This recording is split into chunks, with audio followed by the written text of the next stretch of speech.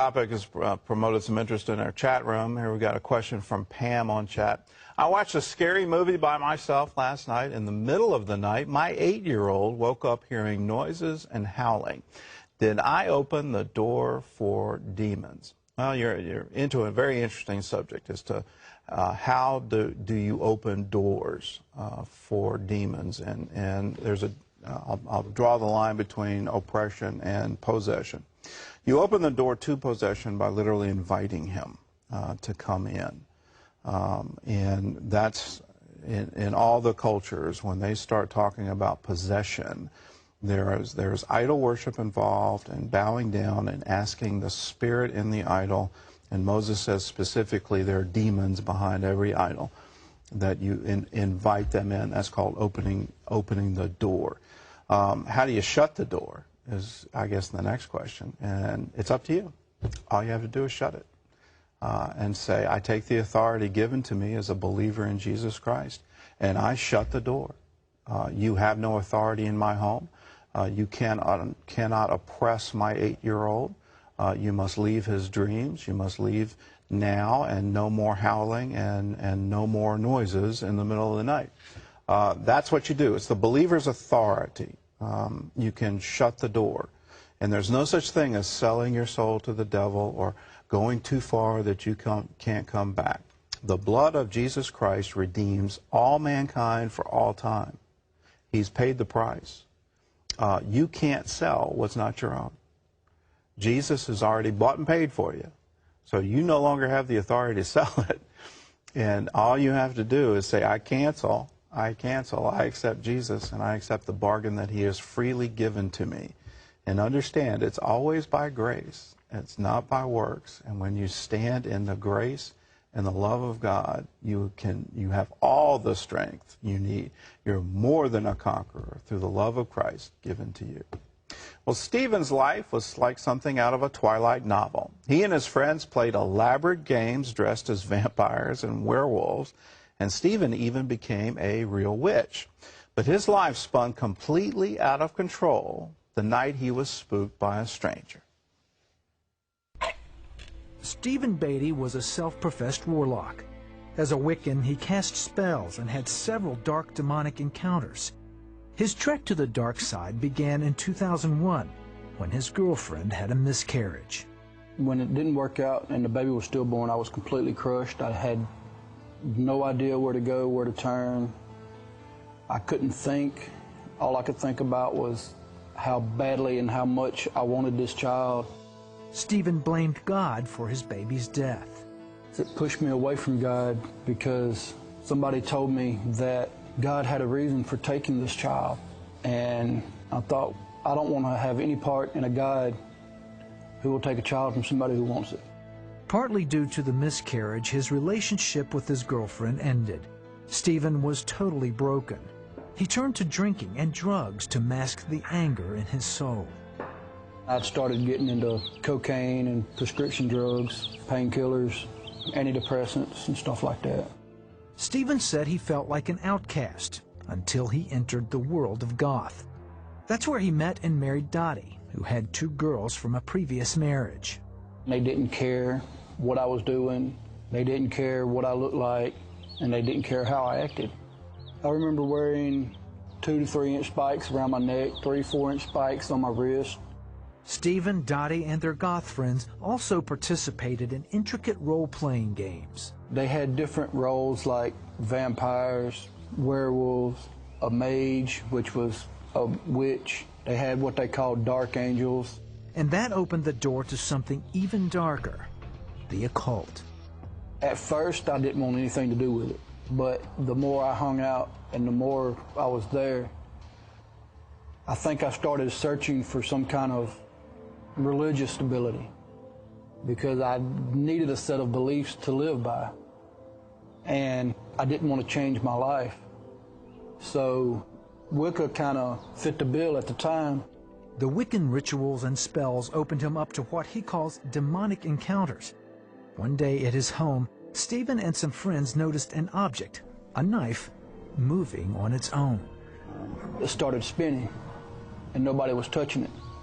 And one of my friends looked at me, he said, "Did you see that?" I said, yes, and everybody that was in the house left. Months later, he had an encounter he would never forget. In the dead center of my room, there was a dark figure, just kind of sitting like cross-legged. It was just sitting there looking at me, levitated off the floor. It gives you chills, and it was really scary. Stephen was terrified when he saw the power of Satan. He knew his life needed to change. Then one day, while attending his stepdaughter's soccer practice, he met another dad, a pastor, who invited him to church. I said, I'm going to tell you why I don't go to church. I said, I'm a witch. I believe in Wicca. And he looks at me and he says, well, how's that working out for you? And I said, not too good. The pastor gave him a Bible, and Stephen began reading. And then on Easter Sunday, he went to church to see his stepdaughter sing in the choir. That was the day his life totally changed. It was just the music, the songs, and just the message. It was just the way the story of Christ was laid out, that it really made me understand that I needed Christ in my life and that I was a sinner. Stephen began to pray. I told God that I knew that I was wrong in the way that I lived, that everything about my life was wrong, and I needed forgiveness, and just wanted Jesus. I just wanted Christ in my heart and in my life. It was an overnight change. I had already given up almost everything from my past. I was still drinking, but it was like overnight. I didn't want to drink anymore. My language cleared up. Just the way that I carried myself, it was an overnight change. Others saw the change in Stephen too. Pastor Nate Blackledge explains. Anytime you talk to him, it just seems like the number one thing on his heart is what he can do to be used by God, to see God do at work in not necessarily his own life, but anybody's life that he comes in contact with. It's amazing. Stephen and Dottie have since had a child of their own. They're amazed at all that God has done for their family. Without his grace and his mercy, I wouldn't be here now. I just don't believe that I would have made it through what I've come through without him. God is my strong tower. I find my strength in him. Without him, I am nothing. God is my strong tower. With him, I can do all things. Without him, I can do nothing. When we really understand that, and understand that we're created beings, and we were created specifically to have a relationship with God. And the interesting thing is, not an unequal one. He wanted to have true fellowship with us, where he would come down in the cool of the evening and talk with us, not as some kind of master, but as a friend. And when we get that, and when we understand that, then the lie of the enemy is just that, a lie. You know, it's exactly what he talked to Adam and Eve in the garden. And he said, if you eat this fruit, you'll be like God. Well, that ignored the fact that they were already like God.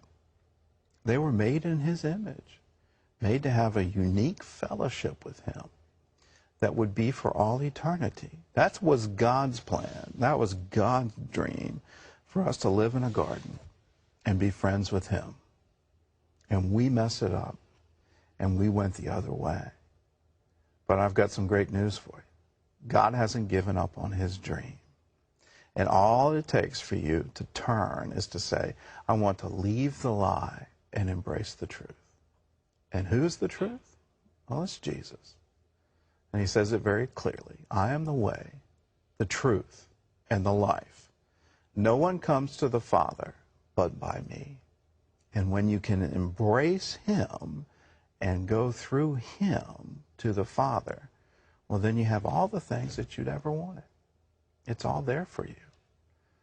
So let me ask you the same question that pastor asked. How's this working out for you? You know, if you've gotten involved in the paranormal, if you've gotten involved in drugs and all the things that the world has to offer, how's it really working out for you? And let me challenge you with this prayer. Jesus, if you're there, show me.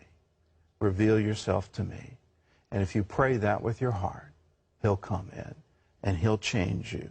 What he did to Steve, he'll do for you. If you want someone to pray with you, all you have to do is call us. 888-777-1999. We leave you this verse from Philippians. Be anxious for nothing, but in everything by prayer and supplication with thanksgiving, let your requests be made known.